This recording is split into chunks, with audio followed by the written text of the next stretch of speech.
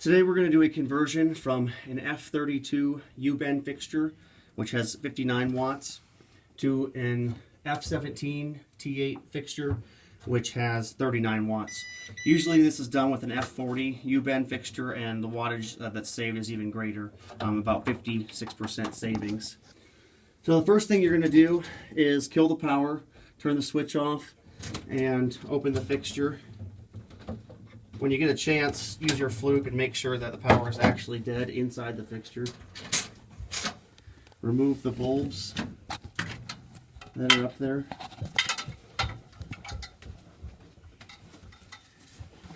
And open the cover plate.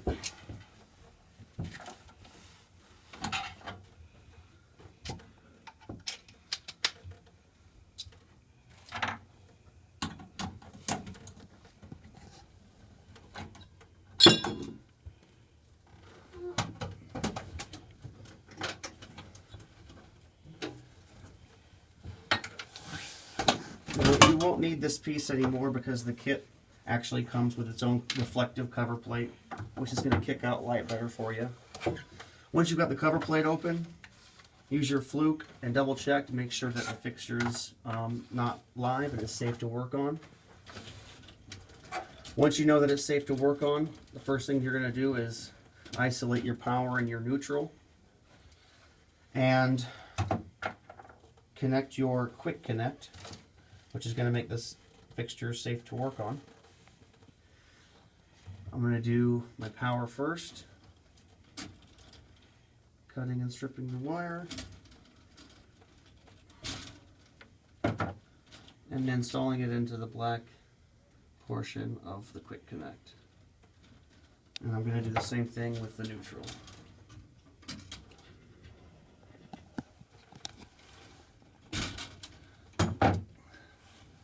Once the power and neutral have been separated and the quick connect piece has been installed, the fixture is now safe to work on, and you can go ahead and start disconnecting the other wires that are in the fixture. The kit itself comes with sockets that are attached to the ballast, so you won't need to worry about reconnecting any of these old wires. Disconnect that, and you can take down your ballast.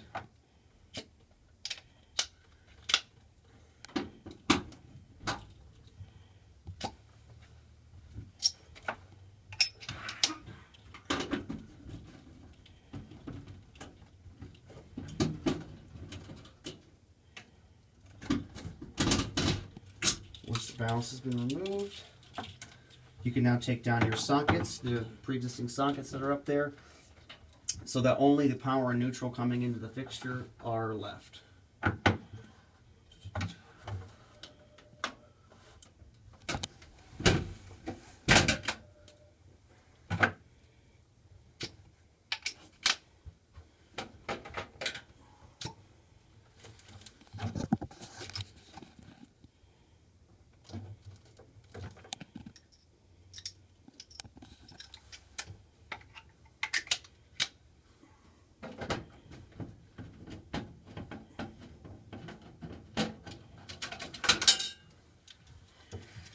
Once the last piece is removed, you're ready to reinstall or install the new fixture for the F17s. The first thing you're going to do is connect your ballast. Separate your sockets and make sure the wires are free of each other.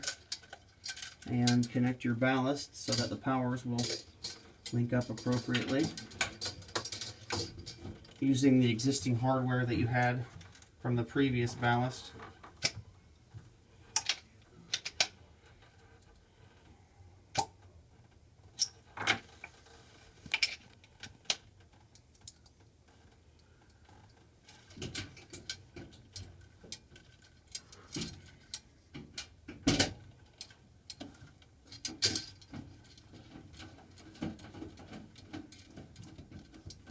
Okay. Once the ballast is installed, you can begin to install your socket wires or your sockets. What you're going to do to install these is use the hardware that's provided in the bag. You've got 1/4 inch screws here that we're going to use to tap these sockets directly into the fixture. Mike Jim Pavlov, line 2. Mike Jim Pavlov, line 2.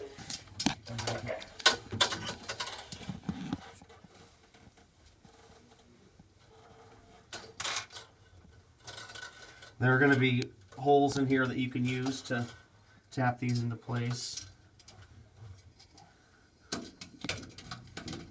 Make sure your sockets are facing the right way and you've got the socket positioned in the center of the fixture.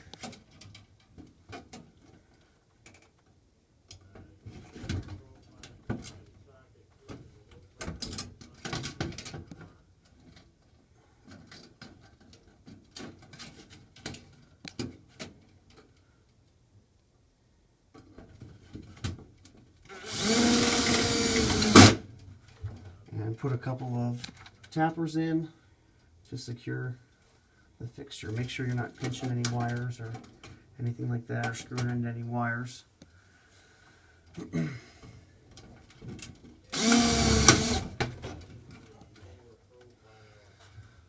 Once you've got this side installed, you can start to work on the other side, doing the same thing, centering the fixture, or centering the sockets and tapping the screws in. If you've got pre-existing hooks that were securing the old bulbs, the old U-bends from before, you should be able to twist and remove those pretty simply. And then you're going to make sure that your wires are seated properly in the socket. The socket is centered on the fixture, and attempt to find a good spot to tap in there to the fixture. Using that provided hardware, making sure all your wires are clear. You can tap in on the inside or the outside, just doesn't matter, just make sure that it's even and that both sides are properly secure. And tap your first screw in. Oops. And finally, you can do the same with your others. Make sure that your sockets are nice and secure. If you feel like you need to put additional tappers in, go ahead. Once sockets are both installed, you clean up your wiring a little bit, tuck everything in, and your last step is going to be, well, for hooking the fixture itself up, is going to be to connect your quick connect. Your power should still be off at this point, your switches should still be off, but you're going to safely connect your quick connect, which is required by most codes, and you can install your cover plate. The cover plates come with a protective shield, plastic shield that guards from fingerprints and smudges and everything like that. Make sure you get optimal lighting with your fixture.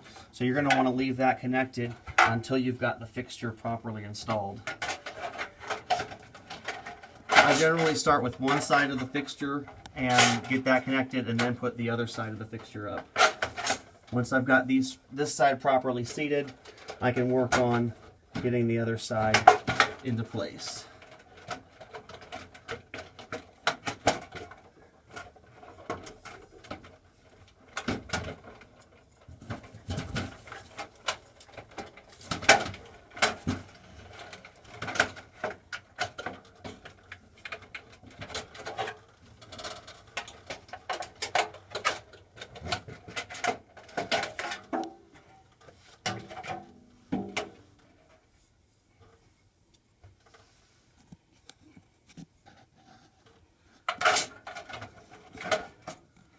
Looking at how this fixture was previously set up, I've determined that it's going to be easier to move the location of the ballast more centered to the fixture instead of using the previous hardware location.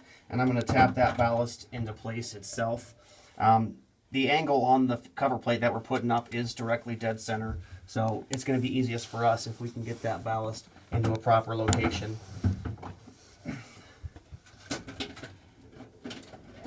I'm going to remove the previous hardware and attempt to center the ballast in the fixture so that we can get a good fitting for our cover plate. Using those same tappers that came with the fixture, should be able to Tap in.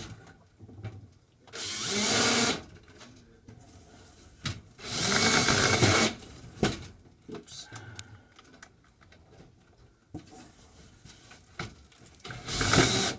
Get that first one in there. And I'm going to put one more in.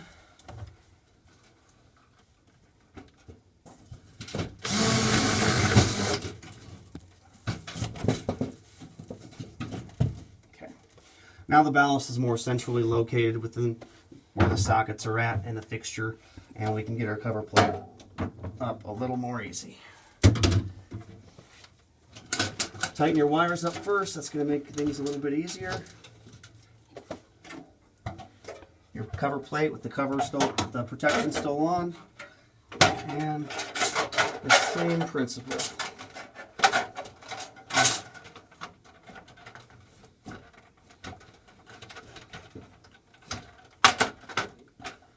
So we've got that side on.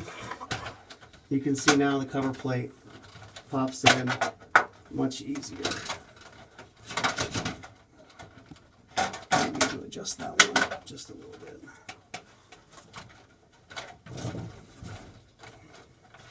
There we go. So that pops on much easier, and now you can remove your protective layer. Usually you'll peel off the corner a little bit before you put it up to give yourself an easier time, and just kind of work on getting it off one piece. Clean up a little bit if you got to clean up, and you're ready to install your bulbs. Like I said, we're installing these F17 T8 lamps. These are going to be 39 watts compared to the 59 of the U-bends we pulled out. And like I said, you get an even greater wattage saving when you're doing what you're generally doing for these conversions from the F40 U-bend bulbs. Once you've got your bulbs installed, you're ready to turn your power back on. You hit your switch, and your bulbs come right back on. These are going to be a truer white than the cool whites that were in there before. They're going to be more energy efficient, and they're going to be a